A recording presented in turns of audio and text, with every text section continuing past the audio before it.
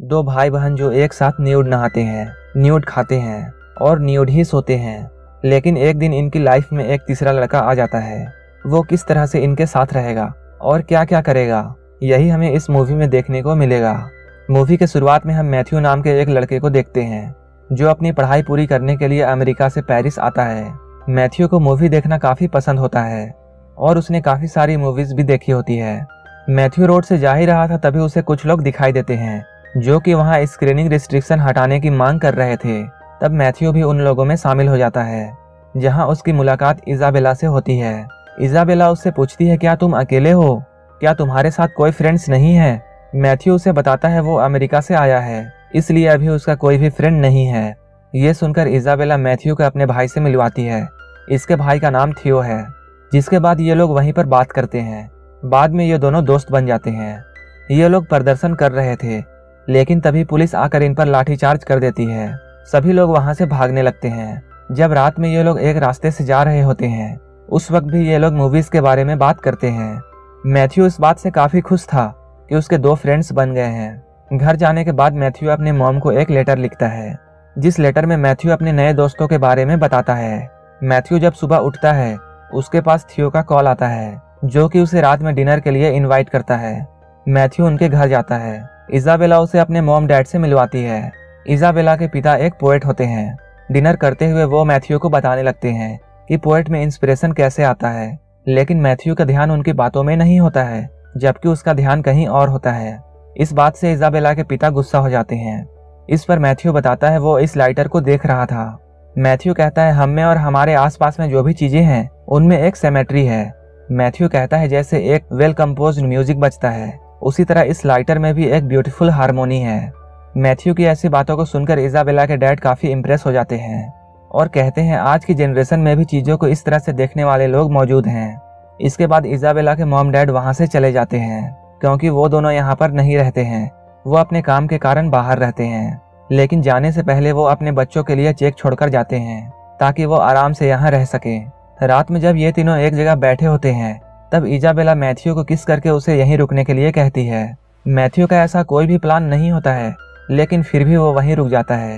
रात में जब मैथ्यू उठता है, तब वो देखता है इजाबेला के रूम में इजाबेला और थियो न्यूड ही सोए हुए थे। ये देखकर उसे काफी अजीब लगता है। जब सुबह होती है, इजाबेला मैथ्यू की आईज में किस करके उसे उठाती है। मैथ्यू उससे पूछता है ये तुम क्या कर रही हो? तब इजाबेला कहती है वो थियो को भी इसी तरह उठाती है। मैथ्यू को उनकी सारी हरकतें बहुत अजीब लग रही थी।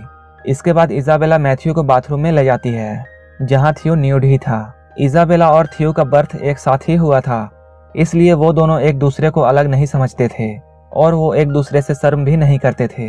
यहाँ पर थियो मैथ्यू से कहता है तुम तो अकेले ही रहते हो, अगर तुम चाहो तो हमारे साथ रह सकते हो, हमें कोई भी दिक्कत नहीं है। ये सुनकर मैथ्यू उनके पास ही रहने लगता है। एक दिन ये लोग गेम खेलते हैं। एक आदमी मूवी का डायलॉग बोलेगा और दूसरे आदमी को उस मूवी का नाम गेस करके बताना होगा। अगर वो नहीं बता पाया तो उसे कोई भी डेयर दिया जाएगा।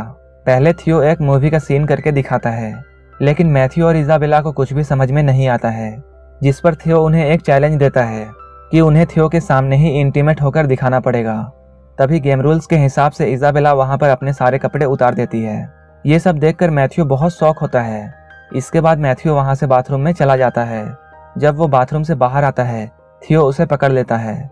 इसके बाद वो लोग मैथ्यू के कपड़े उतारकर जब देखते हैं, तब इजाबेला को मैथ्यू के प्राइवेट पार्ट में उसकी एक फोटो चिपकी मिलती है, जो कि उसने छिपा रखी थी।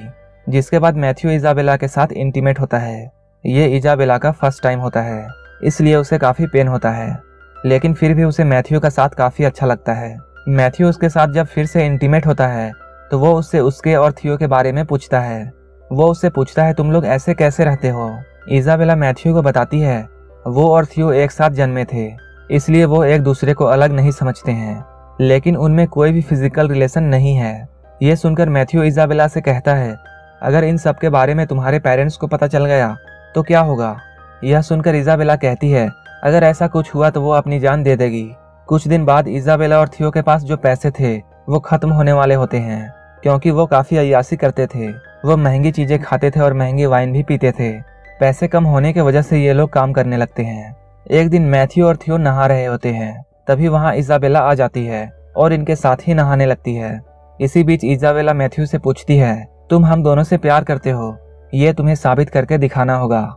ये बोलकर ये दोनों मैथ्यू के पूबिक हेयर काटने लगते हैं, लेकिन ये सब मैथ्यू को बिल्कुल अच्छा नहीं लगता है। वो कहता है, तुम लोग बच्चों जैसी हरकतें क्यों करते हो, तुम्हें बिल्कुल भी कुछ मालूम नहीं है। मैथ्यू इजाबेला से कहता है, आज तक तुम्हारा कोई भी बॉयफ्रेंड नहीं है, बस तुम अपने भाई के कहने पर ही सब कुछ करती हो।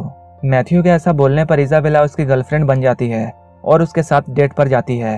वहीं दूसरी ओर थियो भी एक लड़की को डेट करता है और उसे घर लाकर उसके साथ इंटीमेट होता है। लेकिन जब मैथ्यू और इजाबेला घर वापस लौटते हैं तब वो देखते हैं थियो किसी लड़की के साथ है। उन दोनों की आ रही आवाजों से इजाबेला परेशान हो जाती है। इजाबेला को काफी बुरा लगता है और वो रोने लगती है। इसके बाद थियो मैथ्यू के साथ वाइन पीता है और उसके साथ पेरिस में चल रहे रेवोल्यूशन के बारे में बात करता है।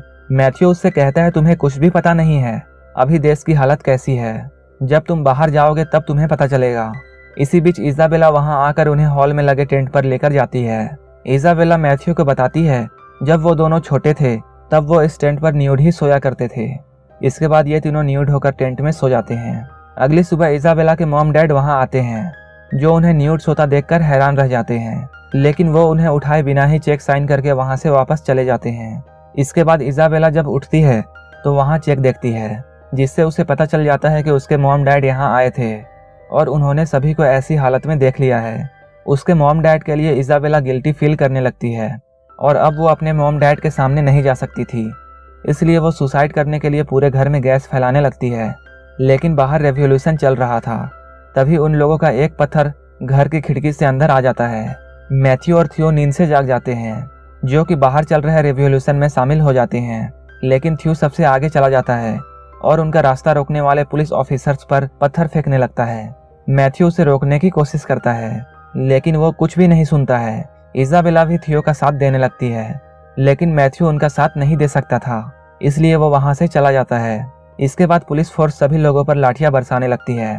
यह देखकर सभी लोग वहां से भागने लगते हैं और यहीं पर यह मूवी खत्म हो जाती है।